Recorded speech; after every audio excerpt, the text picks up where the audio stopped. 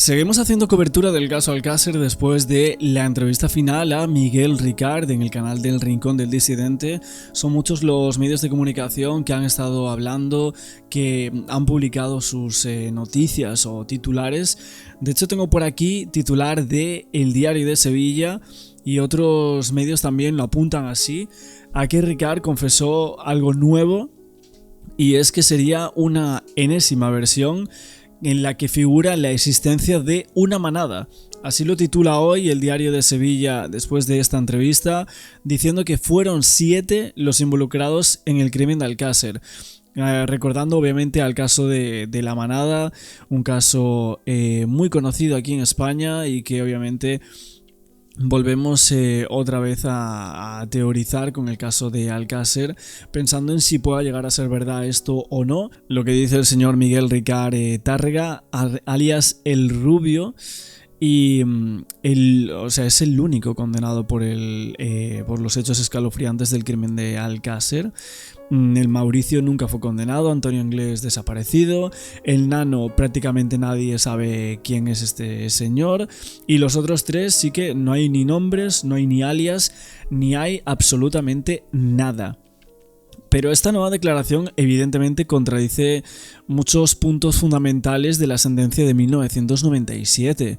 No tan solo la sentencia, sino otras declaraciones suyas en el juicio y también en televisión. Acordaos que el propio Miguel Ricard había salido diciendo que él no tenía absolutamente nada que ver con los hechos, que él era inocente, que él no estuvo allí. De hecho, cuando salió de la cárcel lo dijo igual. O sea, recuerda aquel programa en El Punto de Mira, en 4, dándole aquellas declaraciones al periodista diciendo voy a morir con esto, pero yo no estuve allí. Y fíjate que ahora, un tiempo después, esta entrevista como que vuelve a cambiar esas declaraciones de hace, si no me equivoco, más de 12 años, ¿no? Y también en el 99, no recuerdo cuándo es la entrevista, pero hay otra entrevista en Antena 3 diciendo que era un cabeza de turco. Esto nos acordamos todos, diciendo que en algún momento se iba a saber la verdad, que la verdad del caso Alcácer era difícil, pero que se iba a llegar a obtener, y ahora vuelve, pero de una manera totalmente distinta y muy cercana a sus declaraciones en el juicio, las cuales él decía que había hecho por presión policial. Vamos a ver un poco en televisión, luego seguimos comentando más cosas y damos más detalles de las incoherencias o contradicciones de Ricard con esa sentencia. Cuando están a punto de cumplirse 33 años del triple asesinato que conmocionó a todo el país. Ricard ha dado ahora una nueva versión del crimen, llegando a contradecir algunos elementos clave de la versión oficial. Asegura que fue coaccionado a participar bajo amenaza de muerte, y muy atentos, porque señala con nombre y apellidos a los autores materiales de los asesinatos. La policía, y ahora, ¿quién le parece fiable este nuevo relato? Incluso con investigadores ya jubilados que se sorprenden por estas nuevas palabras, estas nuevas mentiras, estas nuevas versiones. Para mí no es fiable este nuevo relato. Él en su día ya comentó que confesó porque estaba coaccionado y presionado por parte de la policía, y ahora ¿quién le presiona? ¿Quién le coacciona? Ahora, ¿por qué él dice que no participan en los asesinatos si son Mauricio y Antonio los que matan a las niñas? Y además en su comunicación no verbal, o sea, si lo vemos, no hay ningún tipo ni de empatía ni de culpa. Normalmente cuando te sientes culpable, o sea, tienes como, pues gesticulas de otra manera. Normalmente si te sientes culpable y fuese así, lo haces en el primer año, claro, no a los 30 años. ¿Cuál es la motivación de hacer todo esto? Pues limpiar su imagen, intentar tener un tipo pues lavar su conciencia, pero al final para mí tampoco es creíble. Y luego, muy importante, esos padres que han perdido a sus hijas en el crimen sexual más complejo y atroz que hemos vivido, uno de ellos de este país, la retraumatización, ¿vale? Es el nombre del proceso psicológico que sufren estos padres de tener que escuchar a este asesino intentando limpiar su imagen sin ningún tipo de empatía. Está buscando un hueco en la sociedad. Fuentes que conocen a esta persona bien de cerca, Ricard, me explican que ha decidido presentarse como la sociedad, limpiar su imagen, como dice ella, de alguna manera, porque nunca sabremos el grado, como dice también Luis Fer, de... Claro, entonces lo que estamos viendo es un intento por limpiar su imagen de cara un poco a la galería después de tanto tiempo, exponiéndose ante un medio de comunicación que le ha dado como muchísima confianza en estos últimos 2 años para llegar al cometido de esta entrevista, donde él se para delante de una cámara, sabe que tiene que decir esto y lo otro y lo dice sin ningún miramiento, ¿no? Después de tanto tiempo resulta llamativo eso también, ¿no? El por qué ahora quieres salir así siendo una persona libre y diciendo que quiere hablar y que quiere contar esa parte. Incluso, bueno, vuelve otra vez a cosas que ya salieron en sus declaraciones del juicio, mencionando a personas que ya había mencionado, el tema de la fábrica abandonada o esa fábrica de pólvora, eso creo que está en la primera confesión, si no me equivoco. Bueno, otra de las preguntas a raíz de la entrevista es quién conducía ese coche, ¿no? ¿Qué pasaba con el tema de la conducción? ¿Era Miguel Ricard el que conducía o era Antonio Anglés, no?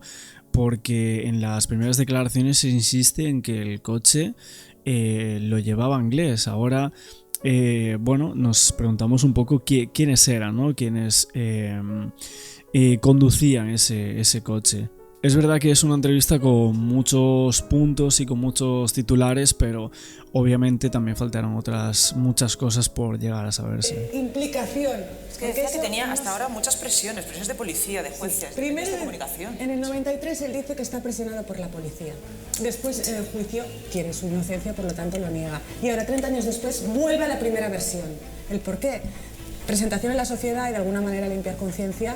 Entonces la fiabilidad es parcial, que algo hay seguro, pero que hay más de la implicación de lo que cuenta también. Que tiene miedo, dice. De miedo nada, es decir, miedo lo tenía que tener esas pobres niñas que fueron violadas, abusadas, asesinadas. O sea, el miedo cuando eres capaz de matar y violar a unas niñas con esa crueldad no existe. De hecho, si lo hubiera tenido no hubiera participado, pero esto es un discurso aprendido de falsa empatía para lavar su imagen, porque le fueron 170 años de prisión, muchas veces salen de la cárcel en algún momento, entonces intentan esa reinserción de lavado de imagen, pero no es real y no es creíble. Pero ¿cómo va a lavar su imagen si ha salido de la cárcel y le han detenido ya en varias ocasiones? La policía le ha arrestado en Barcelona, en Madrid le han identificado metido en un solar Ocupa, relacionado con tráfico de drogas. Es que este hombre sigue vinculado al mundo de la delincuencia. ¿Quién puede creer a este hombre? Y como novedad también lo de la presión que hablabas, doble presión, la policía. Bueno, pero no es lo mismo que te juzguen por haber estado en un narcopiso, etcétera, el menudeo, a que te juzguen por lo que pasó con las 3 niñas de Alcácer. Eso, lo que sufrieron esas niñas es que no tiene ni nombre. No tiene ni olvido ni perdón para este señor si es que participó activamente en esas torturas, sea amenazado, ¿no? Ojo, ¿eh? Y luego también dice que está presionado por los hermanos Anglés, que son los que le empujan a estar en ese escenario del crimen. Bueno, pues no sé qué más se puede esperar de esta persona, quiero decir, no sé cuál es el siguiente paso, Lara. Desgraciadamente yo creo en la reinserción de según qué perfiles, pero de patología grave, de violadores, reincidentes y asesinos, pues tendrían que pudrirse en la cárcel hasta que no haya una reinserción real, porque si vemos, cuando sale sigue haciéndolo, con lo cual pues desgraciadamente... No sería de extrañar, entiendo, Luis Fer, que termine entrando en la cárcel otra vez, ¿no? Tarde o temprano. Hombre, si le pillan de nuevo con algún tipo de delito, aunque sea menor, es una persona reincidente y entrará de nuevo en prisión. Desde luego, lo que estamos sabiendo es que se mueve en círculos, la verdad, muy sospechosos.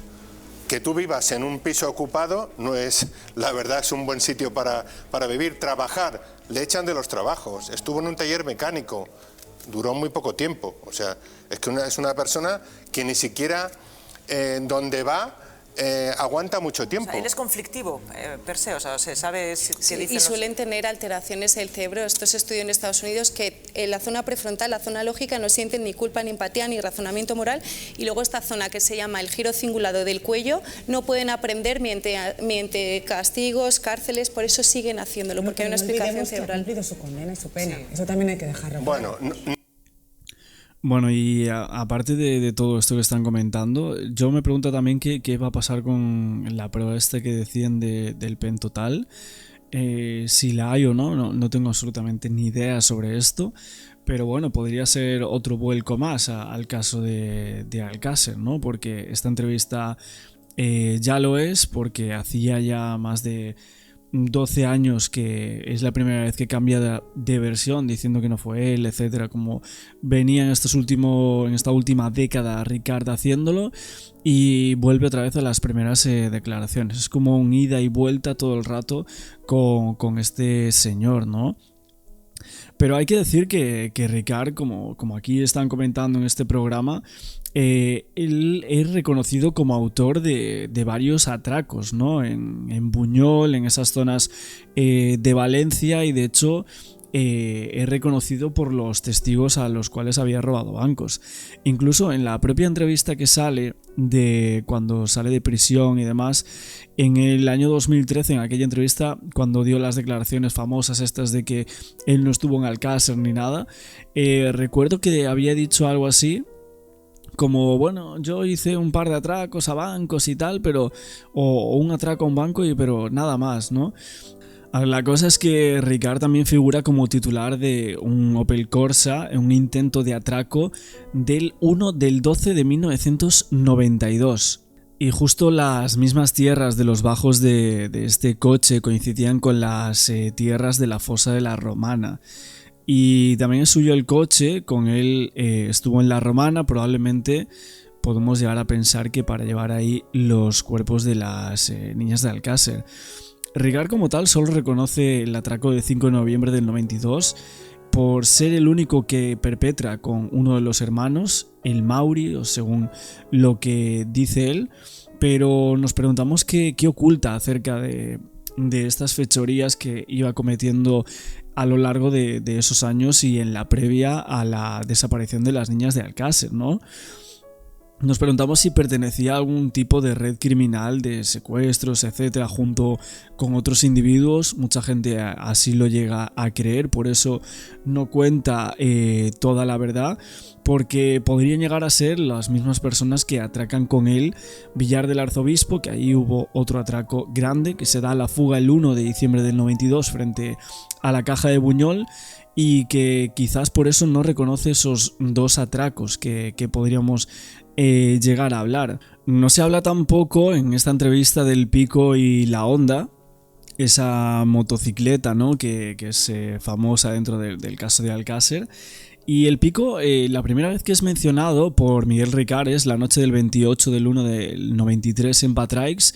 Lo describe como la herramienta con la que Antonia Anglés cavó la fosa de las niñas de 1,80 por 1 metro de alto para enterrarlas. Tras una noche terrible para ellas, Anglés parece que no escatima ningún esfuerzo y de madrugada ya se dirige a Alborache, que queda a unos 30 kilómetros de la Romana.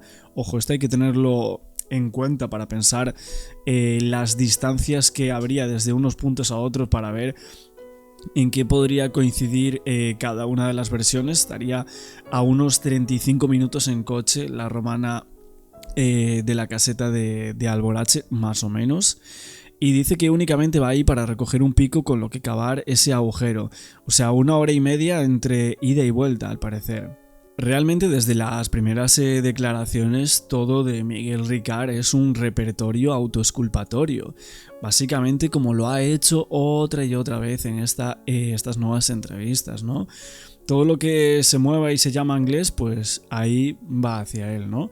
Dice que de madrugada a las 4:30 de la mañana la Guardia Civil se va al corral de Alborache a recuperar la moto Honda y aquel pico del fondo del barranco, siguiendo un croquis que fue dibujado de memoria por Miguel Ricard, en el que incluye el lugar donde entierra la pistola homicida. Pero bueno, dice que todo lo hace Antonio Anglés, por supuesto, él no hace nada. Dice, sostiene que el citado Antonio se encuentra en esa zona, así como mediante croquis señala el punto donde ocultaba la pistola y que el pico empleado para cavar la fosa lo tomó Antonio del Corral. Que en otras palabras, la misma noche el citado Antonio va a Alborache tras el crimen a recoger aquel pico, tras cavar 2000 litros y pico de tierra, y lo lleva de nuevo a Alborache para tirarlo por el barranco, todo en la misma noche. La cosa también es que el pico aparece en el fondo del barranco del Morteral, a escasos 5 metros de la Honda, ese 29 de enero del 93 a las 5 de la mañana, que se haría una diligencia de análisis de esas tierras adheridas para ver si coincidían con las de la Romana, y siguiendo la versión de Miguel Ricard, que afirmaba haber visto a Anglés cavar la fosa, así lo hicieron, ¿no? En el laboratorio constataron que había algunas hebras de paja como de corral adheridas a las tierras y que no había paja dentro de la fosa. Así, el 4 de febrero del 93 se envía las muestras al Instituto Nacional de Toxicología para realizar esa comparativa que abarcan. Lo que se ve es que las tierras del pico no provenían de la Romana. Esto implicaba que ni Anglés ni Ricard cavaron esa fosa en la Romana, al menos con ese pico. Lo que se llega a pensar es que Ricard y también sus compinches, cuando se desata todo el pánico social, comienzan a mover los cuerpos, ¿no?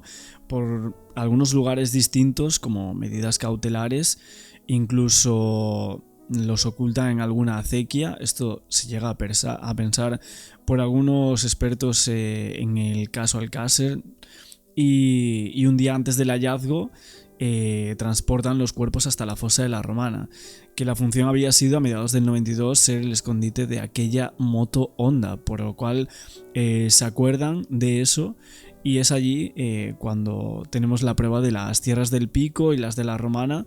En realidad muchos dicen que hay demasiadas mentiras de Miguel Ricard.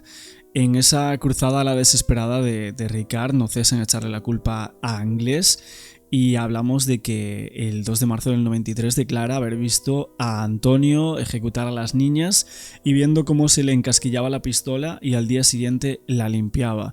Sin embargo, el 30 de septiembre del 94 afirma que no estaba presente cuando se realizaron los disparos a las niñas, y justificaba el conocimiento de que el asesino se le había encasquillado el arma sin haber estado presente en la ejecución de las chicas, porque los funcionarios de la policía judicial le habían dicho haber encontrado un proyectil, ante lo cual el declarante supuso que había ocurrido aquello, lo del encasquillamiento de la pistola. Lo raro es que en los atracos que os comentaba anteriormente, en Buñol, por ejemplo, varios testigos lo vieron portando una pistola que resultaba ser idéntica por calibre de los casquillos a una Star 9 mm corto, que es el arma con la cual rematan a las niñas de Alcácer.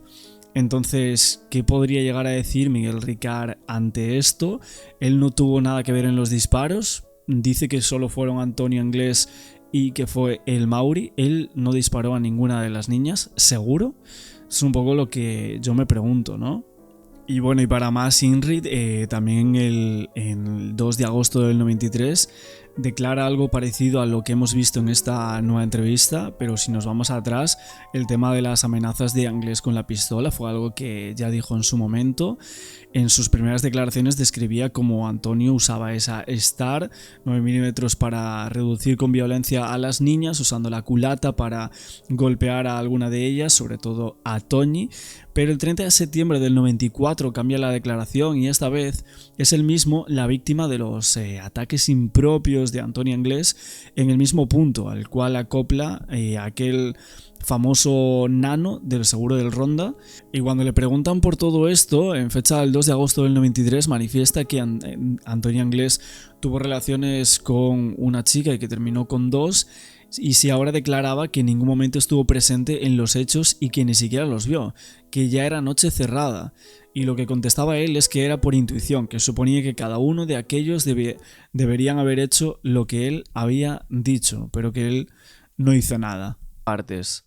Miguel Ricard fue el único condenado por los crímenes de Alcácer. 1992.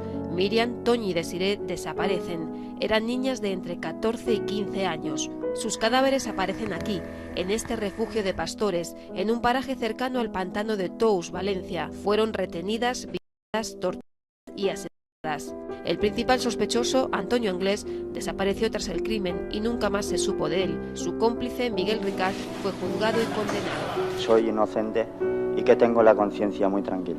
Soy inocente y que tengo la conciencia muy tranquila. Era 1997 y la sentencia dictaba 170 años de prisión con el Código Penal de 1973. Habría cumplido su pena en mayo de 2011, pero se le aplicó la doctrina Parot para mantenerle en prisión hasta 2023. Durante el cumplimiento de su condena, Miguel Ricard no se ha sometido a ningún tratamiento relacionado con los delitos por los que fue sentenciado. Es un dolor, sobre todo para las familias, insuperable. El pobre lo que vale es olvidar y no recordar. 20 años después de los asesinatos, Miguel Ricard sale de la cárcel. Tiene 44 años. Hablando también de los culpables en este caso, uno de ellos Miguel Ricard, el otro Antonio Anglés, tenemos que comentar las declaraciones de Vicente Quilís, el abogado de Ricard, en un programa de televisión española el 3/10 del año 2001. Él decía: yo nunca vamos, yo creo que el caso no está cerrado todavía, porque no están los que deberían de estar en la cárcel. Y desde luego uno de los que está no es quien tendría que estar. Vamos a ver, todo el mundo tiene derecho a una defensa, incluso cuando es culpable. Yo, de todas maneras, hice mi trabajo lo mejor que pude, durante el tiempo los 2 años y pico que fui abogado de Miguel Ricard. Estoy convencido de que él no fue, y he tenido muchas conversaciones con él. El sumario me lo estudié y lo trabajé estos 2 años muy intensamente, y estoy convencido que, desde luego, él no fue culpable.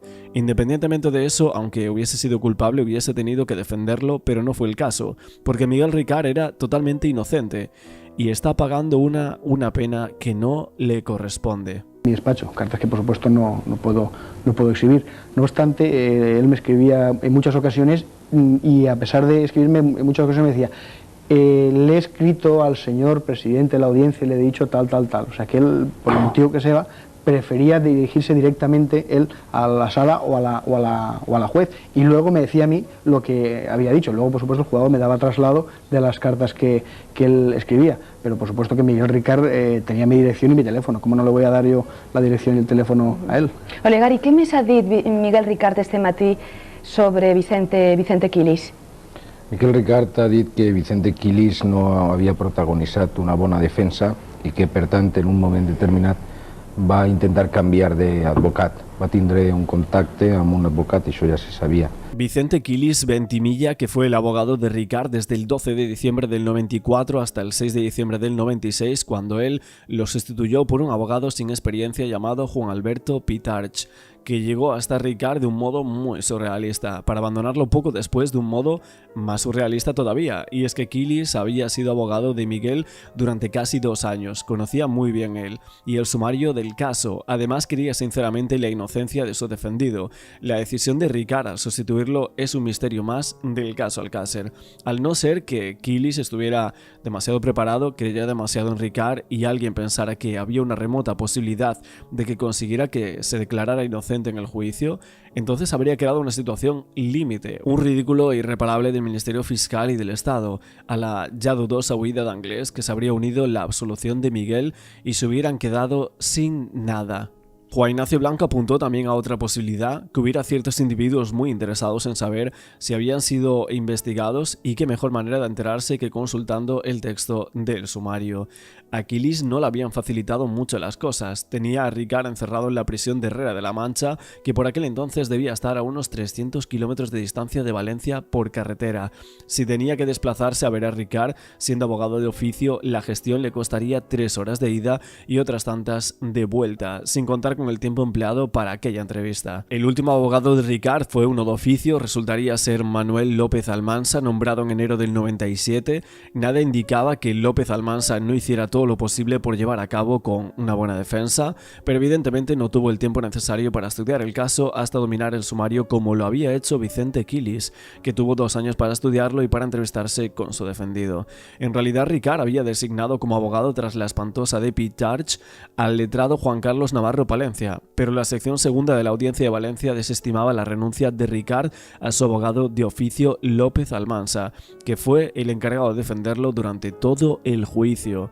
Si Miguel tuvo que pasar por el aro de sus confesiones mutantes, a lo mejor tuvo que pasar por otros aros que garantizarán su condena en las mejores condiciones posibles para cerrar el caso definitivamente. Pero es que 30 años después, muchos aún siguen sin creerse la versión oficial y no se ven indicios de los medios políticamente correctos convenzan de lo contrario a muchos. De todos modos, habría que esperar que sucediese algo positivo antes de que todos los ciudadanos que seguían este caso en directo fuesen sucedidos por nuevas generaciones que no supiesen nada del caso, que no les importase lo más mínimo, porque las muertes y desapariciones seguirían hasta que alguien ponga remedio, con mano de hierro. Ese baile de abogados fue bastante extraño. Vemos un artículo del 18 de diciembre del 96, Juan Pitarch, que recibía la venia, se negaba a explicar por qué el acusado lo elegía a él, según varios artículos de ese año, y así se colocaba como el nuevo abogado de Miguel Ricard, que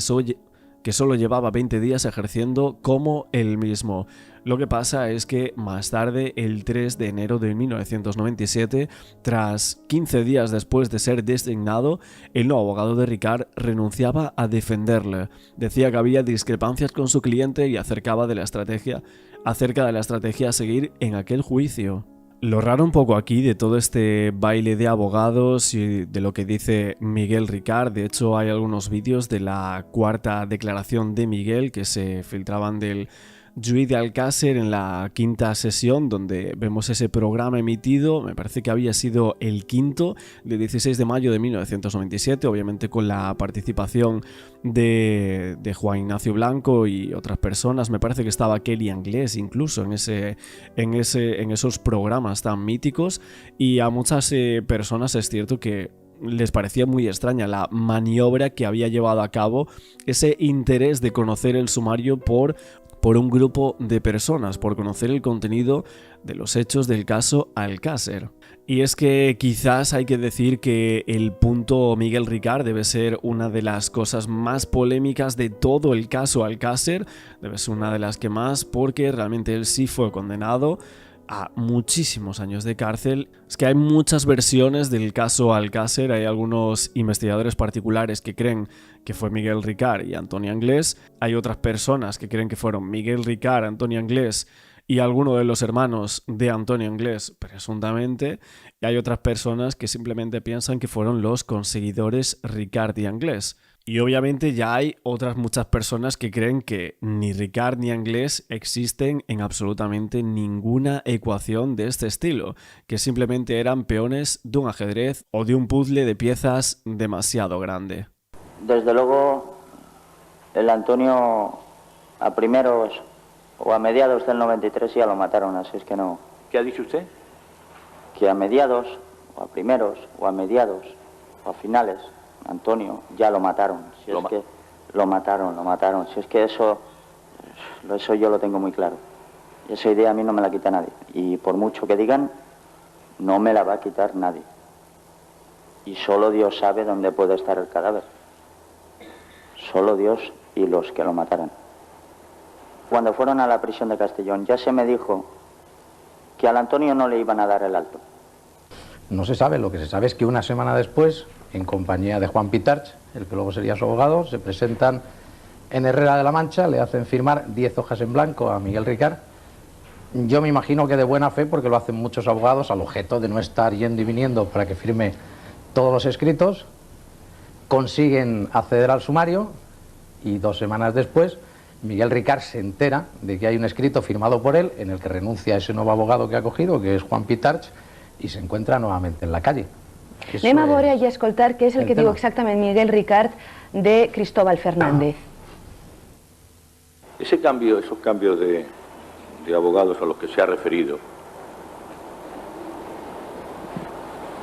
¿los hizo usted para atrasar el juicio? No, en absoluto. En absoluto. ¿Puede usted explicar, en la medida en que tenga, las razones de esos cambios o por qué se produjeron? Sí, esos cambios en cuanto a designación. El día, en la semana de la Constitución Española, me vino un abogado que decía que se llamaba Cristóbal. Y me dijo que el señor Vicente Quilis pues no no me estaba defendiendo. Hace hoy justo un año había salido la noticia de que detenían a Miguel Ricard, uno de los... Fue un 5 de septiembre de 1997 cuando la sección segunda de la Audiencia Provincial de Valencia dictó sentencia por la causa instruida con el número sumario 1/93 de Alcira sobre el crimen de las niñas Miriam García Iborra, María Deseada Fernández Folch y Antonia Gómez Rodríguez, vecinas del valenciano pueblo de Alcácer. Se encausaba a Miguel Ricard Tárrega por diferentes delitos. El tribunal absolvía a Ricard de diferentes delitos, pero también lo condenaba por otros muy graves. Todos los delitos de crimen y también de viol, todo esto, según la sentencia, en compañía de otro varón identificado y que no se encuentra a disposición del tribunal y posiblemente de alguna persona más.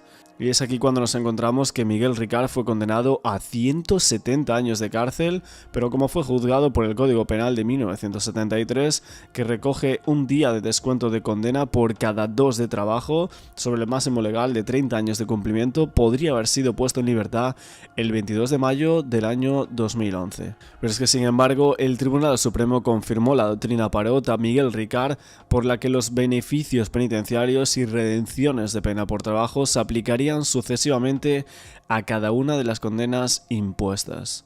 De este modo, Ricard permanecería en prisión hasta el 19 de enero del año 2023. Pero llega el 21 de octubre del año 2013 y el Tribunal Europeo de Derechos Humanos procede a derogar la doctrina Parot a raíz de la denuncia presentada por la etarra Inés del Río Prada, responsable de 23 crímenes.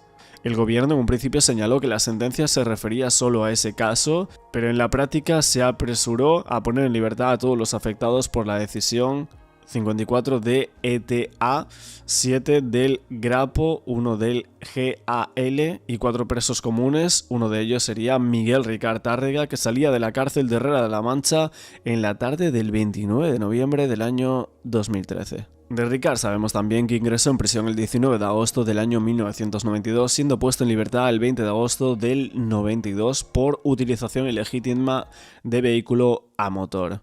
Y también se vio envuelto de alguna forma en el famoso secuestro de la joven toxicómana de 20 años Núria Pera Mateu, realizado ese secuestro por Antonia Anglès el 8 de enero del año 1990. De hecho, a Miguel Ricard también se le llegó a preguntar por una presunta relación en cuanto a los crímenes del conocido caso Macastre, ocurrido 4 años antes del triple crimen de Alcácer, y el cual guarda bastantes casualidades o similitudes entre lo que sería el caso de Alcácer. Sabemos que Miguel Ricard inculpó en su declaración a Antonia Anglès como autor material de los disparos, negó ante la Guardia Civil cualquier relación con el caso de Macastre, en el que aún no se había esclarecido la muerte de otros 3 menores y que a día de hoy sigue sin esclarecerse. Esa proximidad entre las casas abandonadas que utilizaba como refugio Antonia Anglès y los lugares donde encontraron los cuerpos del caso Macastre parecía ser una pista que se tenía hasta el momento. Estos 2 casos se encontraban en pistas en poblaciones muy cercanas, tales como Lombay, Catadau, donde los menores del caso Macastre habitaban una casa, también Turís, donde Antonia Anglès tenía un refugio, y una acequia donde encontraban el cuerpo del caso Macastre.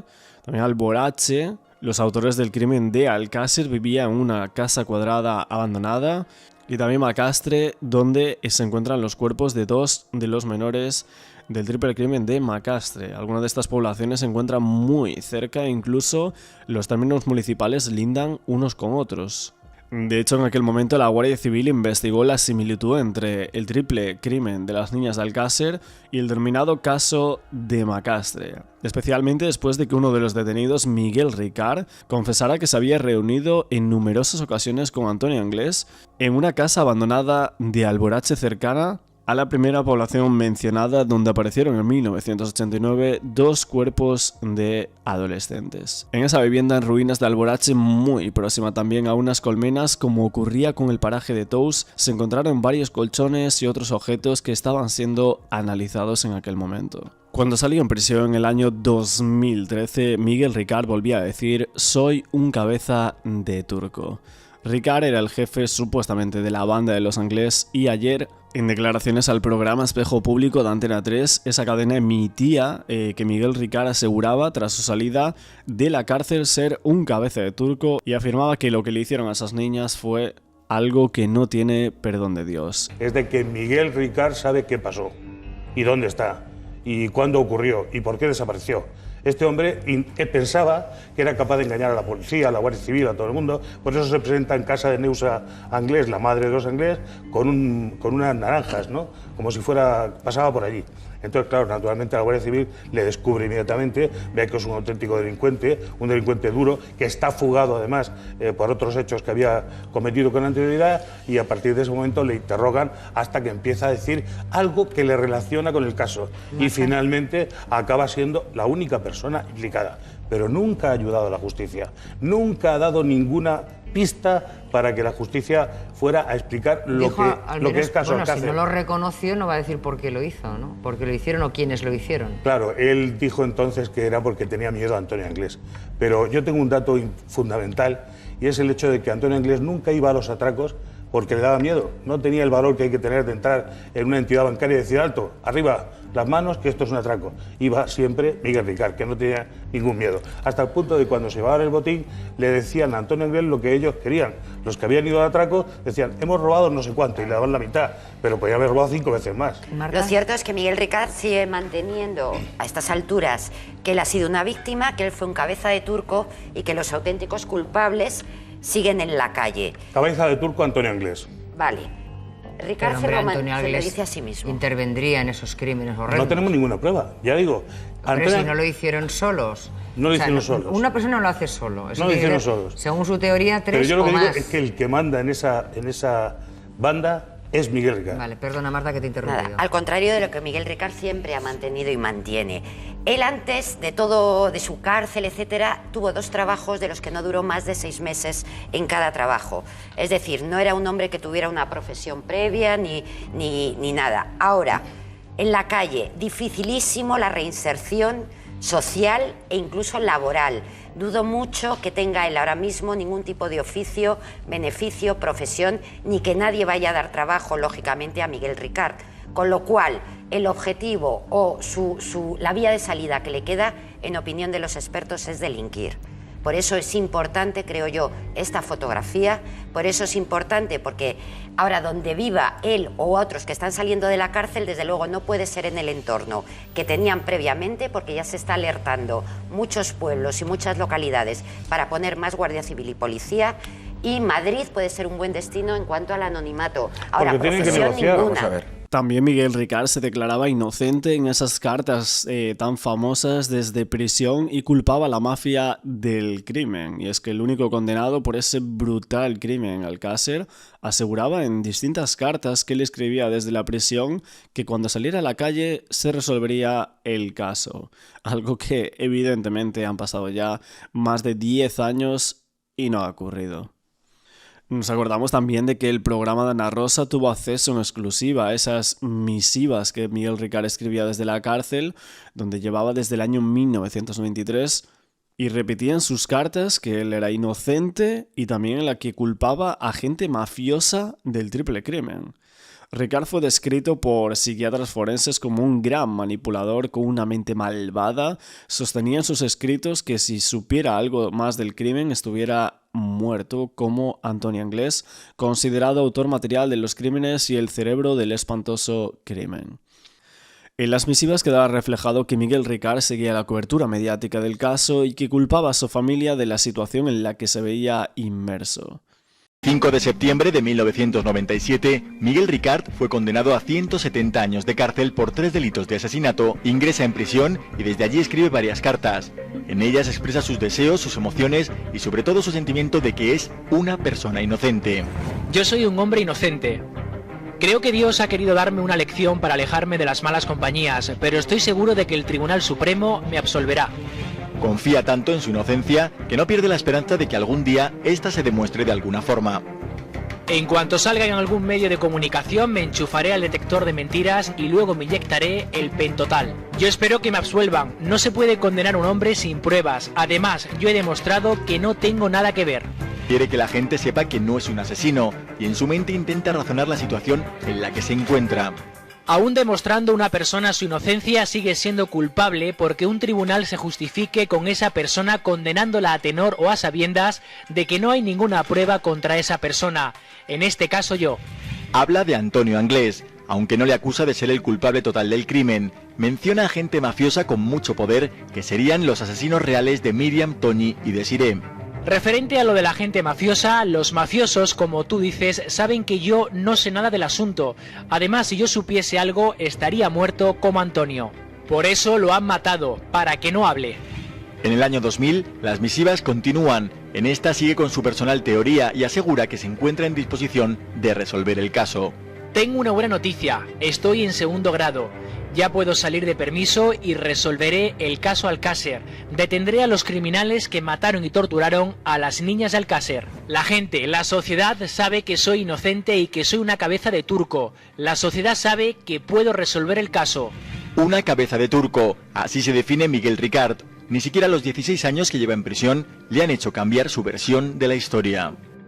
Miguel Ricard, el rubio, se desahoga en estas cartas, hasta hoy inéditas. Encierran no solo lo que realmente pensaba sobre el crimen, también habla sin escrúpulos de los padres de las niñas. Los padres de las chicas son escoria. Deja a la justicia divina la resolución del caso, pide a Dios que se sepa la verdad, ya que desde su ingreso en prisión no solo la sociedad le ha dado de lado, también su propia familia. Respecto a mi hermana, pues la verdad es que aquí no ha venido para nada, ni me ayuda de ninguna de las maneras.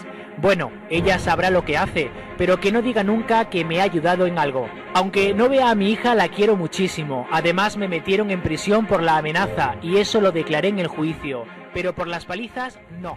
Miguel se siente solo en prisión. Antes no. Tenía nervios, pero podía pasar. Pero es que ahora no. Que se queda con el gran antes de que vivir. Que conmigo la chica como que se queda fatal.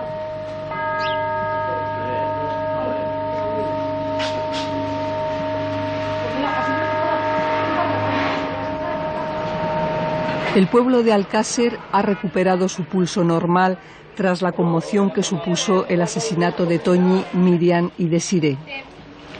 Pero en esta comunidad de 7.000 habitantes, el suceso ha dejado una huella indeleble y en mucha gente miedo cada vez que sus hijos salen a la calle. Pasado mañana hará 3 años. Un viernes de noviembre, las 3 niñas de Alcácer se dirigían a una fiesta escolar en una discoteca. En esta gasolinera, un coche blanco las recogió en autostop.